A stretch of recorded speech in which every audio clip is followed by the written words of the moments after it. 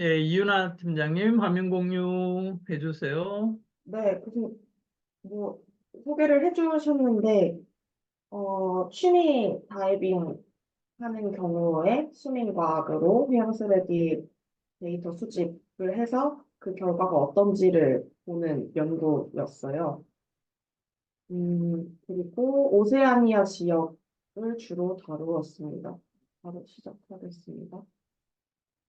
이 논문이 되게 내용이 간단하다고 생각했는데, 어, 지금 해양 쓰레기 연구가 계속 늘고 있지만 친적 쓰레기 연구는 비율상 더 적죠. 어, 해양 쓰레기 정보를 수집하는 것 자체가 좀 더 힘들기 때문에.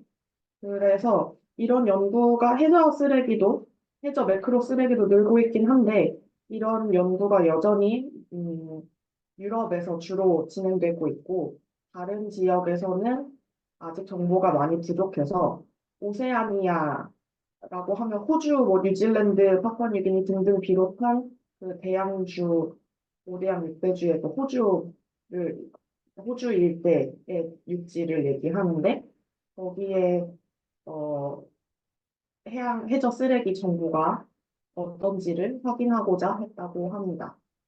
그래서 어, 다이빙은 국가 인증이 아니고 민간 혹은 사설 인증 단체들이 여럿이 있는데 그 중에 전 세계에서 제일 유명한 게 패디라는 다이빙 단체고 거기에 그 패디라는 데서는 다이버 어게인스트 데브리라는 시민과학 프로젝트를 운영을 하고 있습니다. 꽤 오래됐고 아마 레크리에이셔널 다이빙에서 가장 유명한 프로그램일 겁니다. 그래서 이 프로그램을 통해서 자원봉사 다이버들이 해저에 쓰레기가 얼마나 있는지 데이터를 입력을 했고 그 데이터를 가지고 이 논문을 작성을 했는데 그 오세아니아 주에서 활동했던 다이버들의 기록을 가지고 살펴보니 평균 쓰레기 밀도가 100제곱미터당 58.22개로 플라스틱이 전체 개수의 약 50%, 절반 정도를 차지했고 일회용 플라스틱이 17%를 차지했다고 합니다.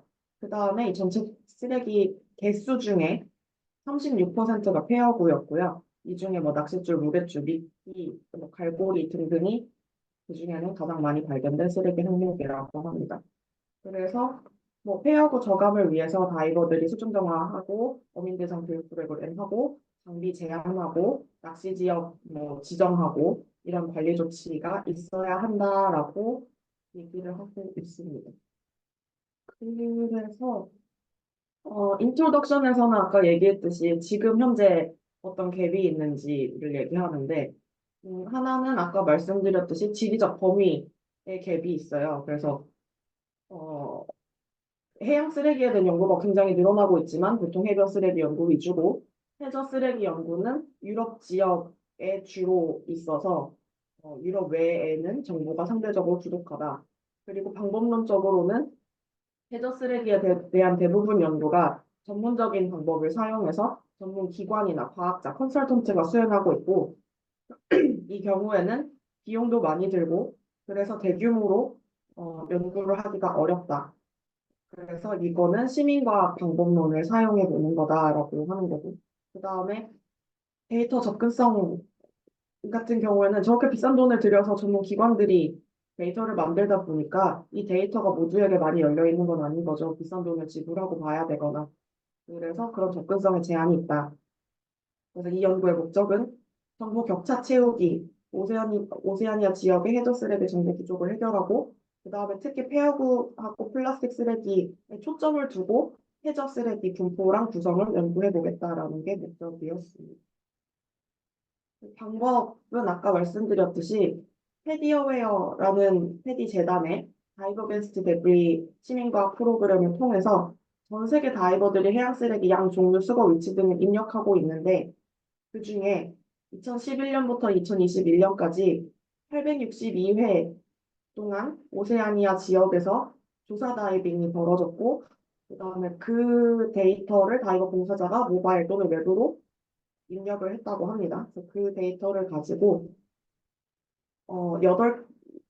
그걸 가지고 논문을 쓴 건데 그 다이버게스 데브리 조사 입력할 때 해저에서 쓰레기를 다 수거를 해서 다이버가 무트로 끌어올리면 그 쓰레기들을 8개의 재질로 분류를 한 다음에 거기에 항목들이 막 이렇게 나오죠. 그래서 총 100개 쓰레기 항목의 목록이 있는데 그 목록에 맞춰서 쓰레기 항목 개수를 재고 항목별로 무게를 측정을 해서 데이터가 입력됐다고 합니다.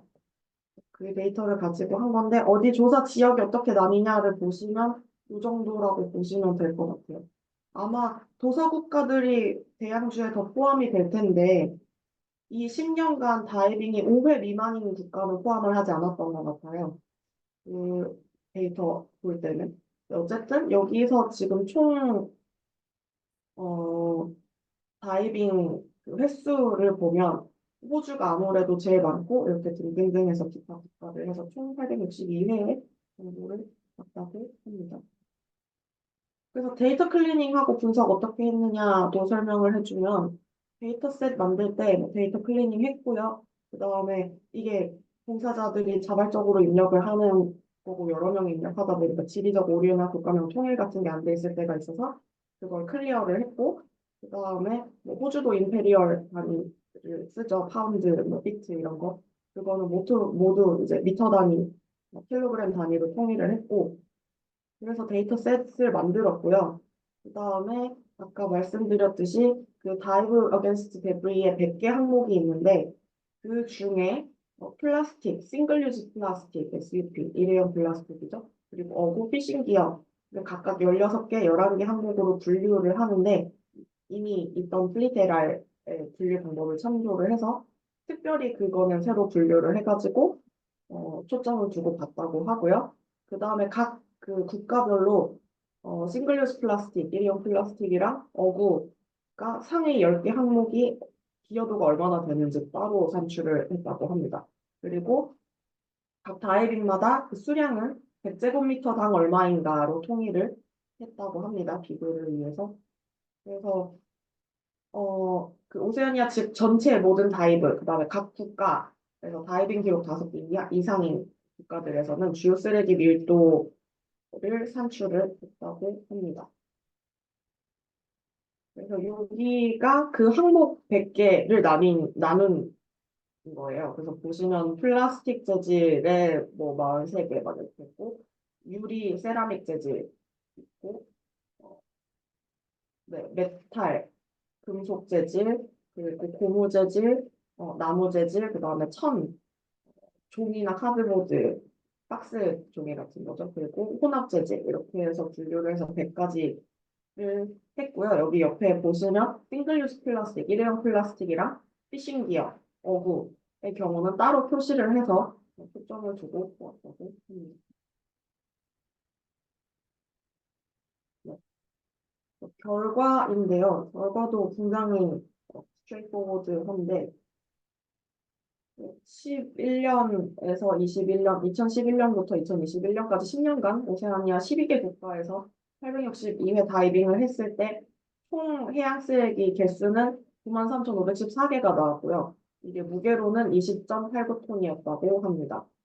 그래서 평균적으로 봤을 땐 35m, 수심 35m 이하의 해저 지형에서 조사를 했고 총 너비는 1.91 제곱킬로미터 지역을 커버했다고 해요. 각 국가별 평균 쓰레기 밀도는 100제곱미터당 4.55개 또는 165.76개로 엄청나게 다양해서 사실 전체 평균을 보는 건 좀 의미가 없는 정도로 다양하게 나타났고요. 그다음에 일반적으로 통상 플라스틱의 전체 쓰레기 항목의 약 절반을 차지하고 폐허구는 35.6%를 차지했다고 합니다. 네, 그래서 이 어, 각각의 이제 숫자가 얼마나 되는지, 그다음에 총 개수에서 플라스틱 싱글 유즈 플라스틱 얼마나 되는지 뭐 이렇게 표를 지금 다 따로 만들어서 준비를 했거든요. 근데 여기서부터는 논문을 보는 게 좋을 것 같아요.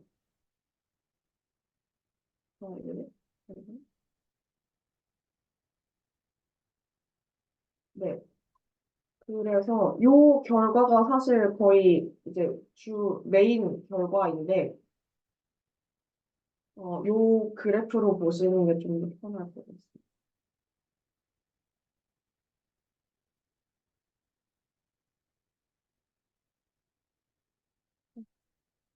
확대가 더 안 되네요. 이거가 잘 보이시나요? 네, 일단 어쨌든 위에 설명했던 대로 플라스틱이 50% 절반을 차지하고요. 플러스 유리랑 세라믹, 독이 7, 8% 차지하고 메탈, 금속류가 26%, 그 다음에 고무류 여기 2%, 뭐, 그 가공된 나무 뭐 1%, 그 옷감 같은 게 2%, 뭐 페이퍼, 종이류 또 1%, 뭐 혼합 재질 2%뭐 이렇게 해서 분류를 했고요. 그다음에 어 싱글 유즈 플라스틱 중에는 뭐 싱글 유즈 플라스틱하고 PNS하고 뭐 기타 플라스틱 뭐요 정도 나타났다라고 얘기를 하고 있습니다. 그래서 여기서 디스커션 하는 거를 좀 더 보면, 그래서 디스커션에서 얘기하는 거는, 일단 시민과 자료를 통해서 오세아니아 해저 쓰레기의 유형이랑 풍부도를 뭐 아주 정확하지 않을 수 있어도 그냥 개괄적으로 이렇다라는 내용을 제공하는데 의의가 있다라고 했고, 이번 연도에서 나타나기로는 이미 연도가 잘 돼 있던 지중해보다 평균 쓰레기 밀도가 좀 높은 걸로 나타났는데, 이거는 지중해가 이미 되게 굉장히 세계에서 오염된 지역 중 하나라고 알려져 있는데, 거기보다 높다라는 거는 되게 무서운, 알라밍한 결과다. 그리고 국가별로 평균 쓰레기 밀도가 매우 폭넓게 다양하게 나타났다라고 얘기를 했고, 그다음에 어, 지금 여러 국가의 데이터를 보기도 했고, 이거는 다이브 어게인스트 데브리를 가지고 비교를 했는데, 이 연구별로 데이터를 비교하는 경우에 모니터링 방법론이 다양하다 보니까 이거에 좀 주의를 해야 된다. 근데 어, 깊은 해수에서 이 트롤링 해가지고 해저를 긁어서 해저 쓰레기 모니터링하는 경우는 이제 민감한 바닥을 건드리는 거기 때문에 거기에 해양 생물들의 서식처나 어, 영양도 이렇게 쌓여 있는 거나 이런 것들을 많이 훼손할 수 있기 때문에 이게 금지되어 있는 곳도 많고, 그래서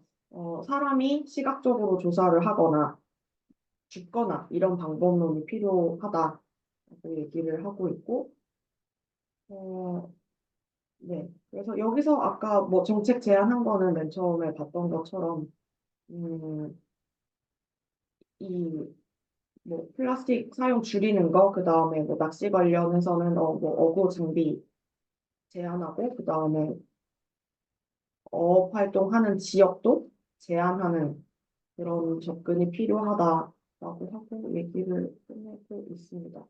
좀 짧고 간단한 논문을 봤는데, 질문이나 있으실까요?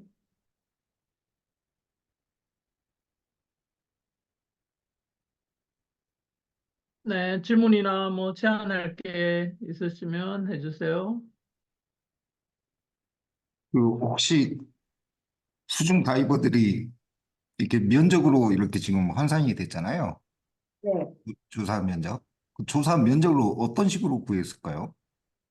이게 다이버 겐스 데브리를 하면은 조사하는 구역을 정해놓고 하게 되어 있어요. 그래서 아마 그 면적이 얼마인지 다이버가 입력을 했을 겁니다. 음, 그리고 다이버들이 그 밑에서 줄자로 재지 않아도 핀킥 한 번에 뭐 1m라는 식으로 이렇게 재는 방법이 있어요. 그래서 아마 완전 정확하게 미터 줄자를 잰 게 아니라면 다이버의 임의로 잰 어느 정도의 그 면적은 계산이 나올 수 있습니다. 그래서 아마 그게 입력이 돼서 환산을 했을 겁니다. 제가 아침에 이 교신 저자인 콘솔리가 이전에 썼던 지중해를 대상으로 똑같은 방법 쓴 논문을 공유를 했었는데요. 네, 이게 이제 다이브 어게인스트 데브리의 데이터 카드인데 여기 보시면 방금 말씀하신 내용은 하나, 둘, 셋, 네 번째, 두 번째 칸에 areas made가 있잖아요. 그러니까 이걸 다이버가 임의로 이렇게 적게 돼 있죠. 근데 세제곱미터나 뒤에가 뭐지? 이거 흐려가지고 잘 안 보이네. 피트 제곱. 아, 피트 제곱. 이게 우리나라의 모 과학자님이 미터법을 안 지키는 거에 대해서 완전 뭐라 그러지? 하여튼 폭주를 하시는 분이 있는데 아, 네, 저도 그렇습니다. 이게 말이 안 되죠. 미터 제곱으로 그냥 쓰라 하면 되지. 왜 아예, 피트를 갖다가 또 쓰게 하는 거야? 아니요, 아예 호주나 영국의 사람들은 미터 단위를 개념이 없어요. 네. 어, 하여튼 이거 이제 너무 웃기는 거고.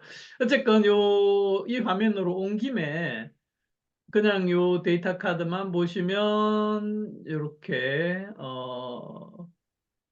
서베이와 관련된 메타데이터들을 예, 적게 돼 있고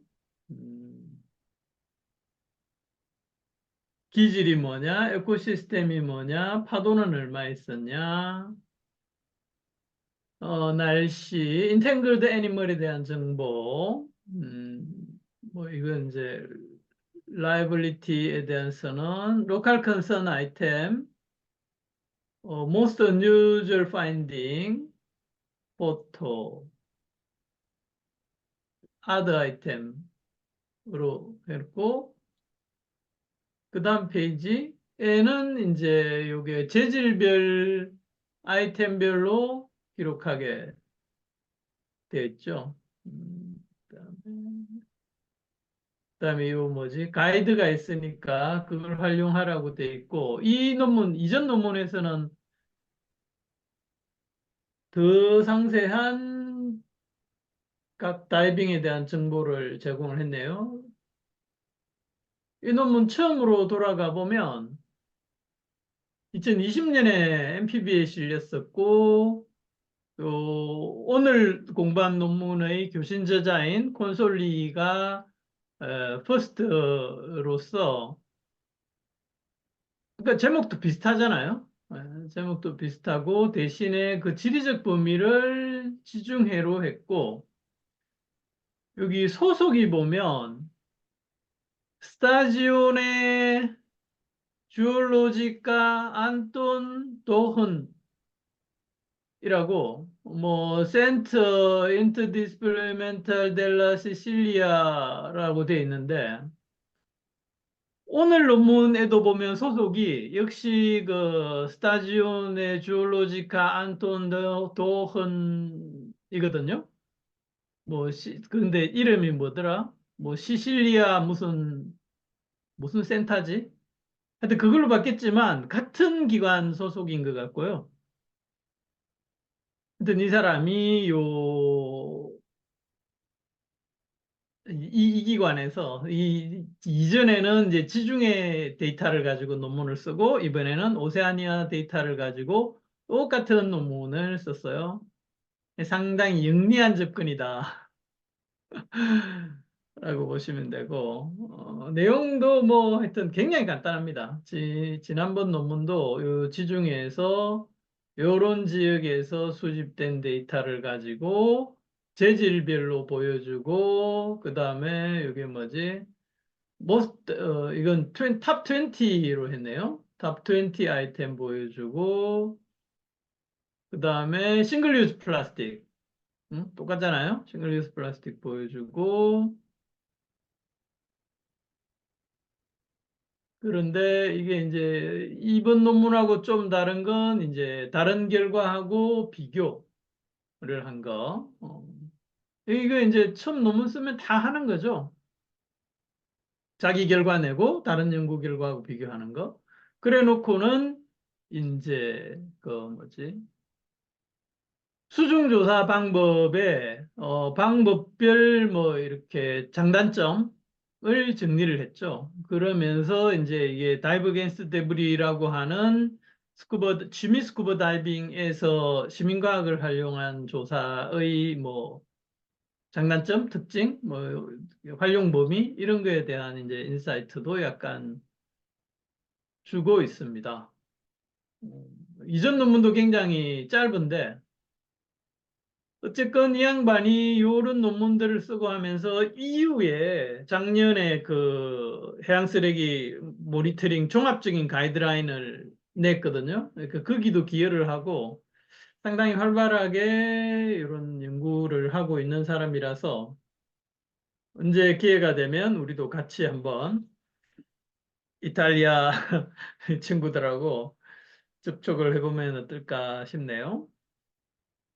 사실 한국도 프로젝트 어웨어 이 다이브 어게인스트 데브리 자료가 많진 않지만 있을 거고요. 동해에서 하시는 분들이 있고요.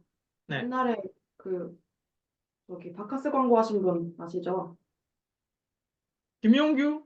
네네. 그분도 그, 원래 이거 하셨던 거의 그렇죠. 한국에서 제일 열심히 이거 오션 했던. 카인드 김용규 네. 대표도 다이브 겐스트 데브리를 했었고 사실 우리하고 그때 뭐지 조사 가이드 첫 번째 버전을 낼 때 김용규 대표가 이걸 요 방법하고 그때 ICC 카드였나? 하여튼 두 개 다 적어가지고 비교도 해보고 그런 시도도 했었는데 어쨌든 굉장히 이게 굉장히 영리하고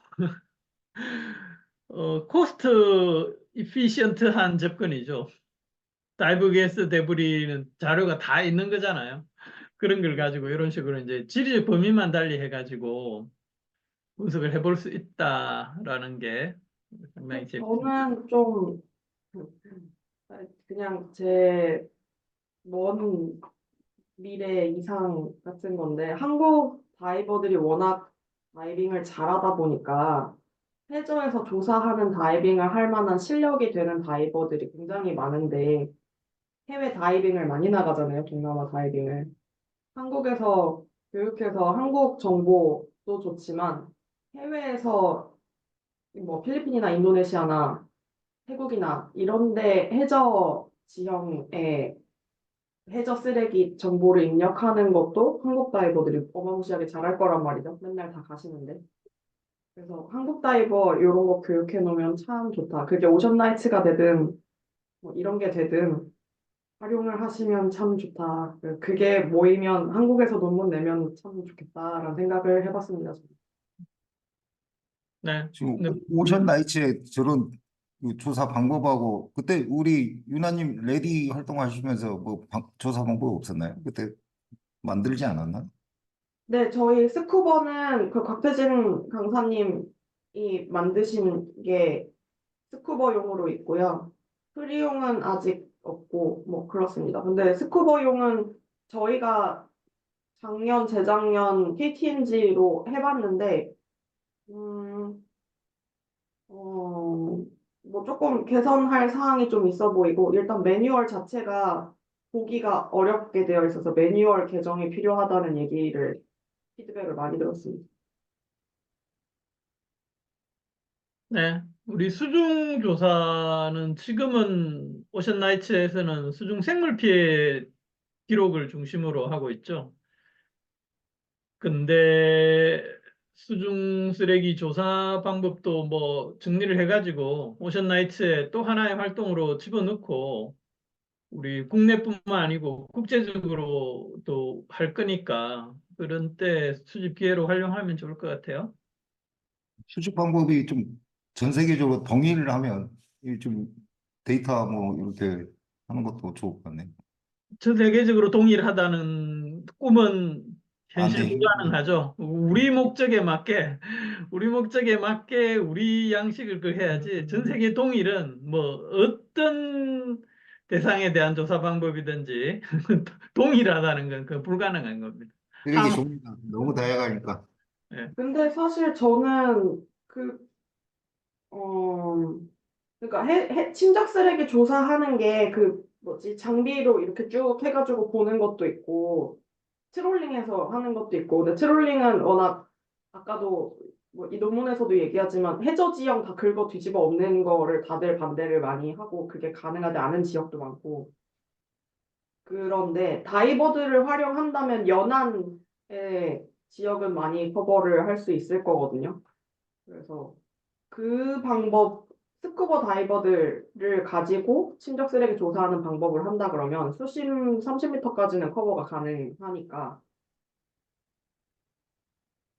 20m, 25m까지는 커버가 가능하니까.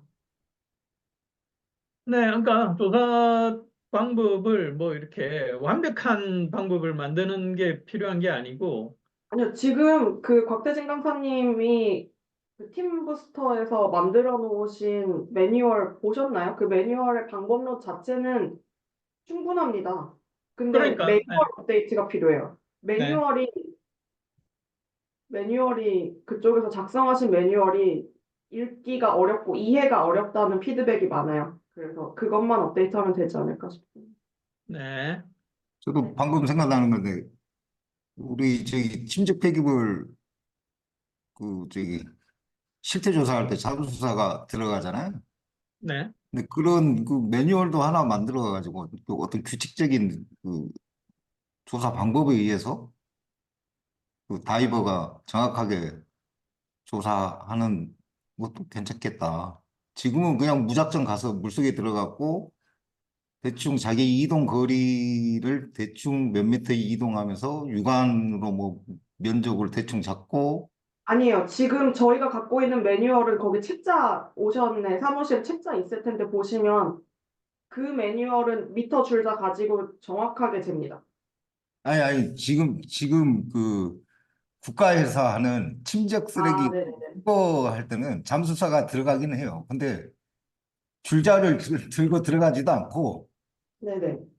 밧줄 대충 묶어가지고 그 본인이 이제 들어가서 물속에서 이렇게 사진을 찍거나 밧줄을 통해 가지고 자기 이동한 거리도 나올 수도 있고 그 밧줄을 또 그 침적 쓰레기에다가 묶어 가지고 이제 끄집어 올릴 때 뭐 그 배에서 이제 끄집어 올리는 그런 과정이거든요. 근데 실질적으로 매뉴얼이 없어요.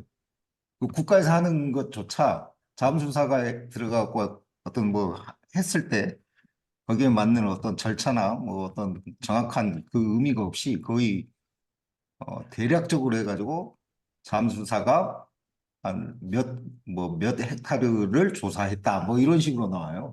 그러니까 어떻게 잠수사가 몇 헥타르를 조사할지 진짜. 야, 그런 식으로 나와요. 그래서 아무튼 음, 그 국가에서 하는 것도 이런 뭐 조사 매뉴얼이나 조사 방법을 만들어 갖고 규칙 하에서 이렇게 절차를 밟아가면서 이렇게 하면 좋을 것 같다 이 생각이 근데 듭니다. 그러면 오션에서 해주실 일은 제 생각에는 지금 말씀하신 대로 국가 쓰레기 조사를 할 때 쓰는 매뉴얼도 아예 규격화된 거를 만들어서 공인을 받아주시는 거, 그 다음에 레크리에이셔널 다이버들도 이거는 국가에서 인정한 방법입니다. 여러분도 하실 수 있어요라고 공인된 방법론을 소개하는 거, 그걸 것 같은데요. 예, 그렇긴 그렇죠. 한데, 그게 오션의 전문 영역은 아니어서 훨씬 더 산업화된 부분이 지금 이미 있단 말이죠. 예, 그런 상황에서 우리가 뭐 그 분야에 굉장히 산업적으로 쉽게 말해요. 우리가 이런 실설계나 실태 조사를 해본 적이 없잖아요. 그렇기 때문에 그걸 우리가 뭔가 뭐 이렇게 공인된 걸 만들고 하기는 어려울 것 같고, 그렇지만 그게 이제 어느 정도 그런데 수준에서 되고 있고 어떤 부분에서 이제 보완이 필요한지 이런 것들은 검토를 해볼 수 있겠죠. 네. 뭐 산업 다이빙 하시는 분들 얘기 들어보면은 정말 주먹구구가 많아서 저는 산업 다이빙에서 나오는 침적 쓰레기 자료는 과연 신뢰도가 얼마나 될까라는 생각을 하긴 하는데. 예, 근데 제가 이번에 침적 연구를 하면서 느낀 건 우리가 네. 알고 있는 것보다는 훨씬 더 촘촘하게 그런 가이드나 지침 이런 것들이 나와 있거든요. 그 이렇게 관리하는 단계도 굉장히 촘촘하기 때문에 우리가 그냥 뭐 밖에서 봤을 때 아주 뭔가 문제가 많을 거야, 허술할 거야. 이런 정도의 접근으로는 안 된다는 거지. 진짜 뭔가 개선안을 낸다든지 하려면은 훨씬 더 그거는 해야죠. 깊게 현재 진행되고 있는 방법론이나 절차에 대해서 파악을 해야 우리가 뭔가를 개선하자 이렇게 얘기를 할 수가 있을 것 같더라고요. 네, 뭐 당연히 뭔가를 제안을 하려면 연구를 네. 해야 되긴 할 텐데 어쨌든. 네, 다른 질문이나 하실 부분이 있을까요? 오늘 휴가신 분들이 많으셔가지고. 음. 네, 그러면 오늘 세미나는 이 정도 할까요? 네. 네, 네. 수고하셨습니다. 이걸 마치겠습니다.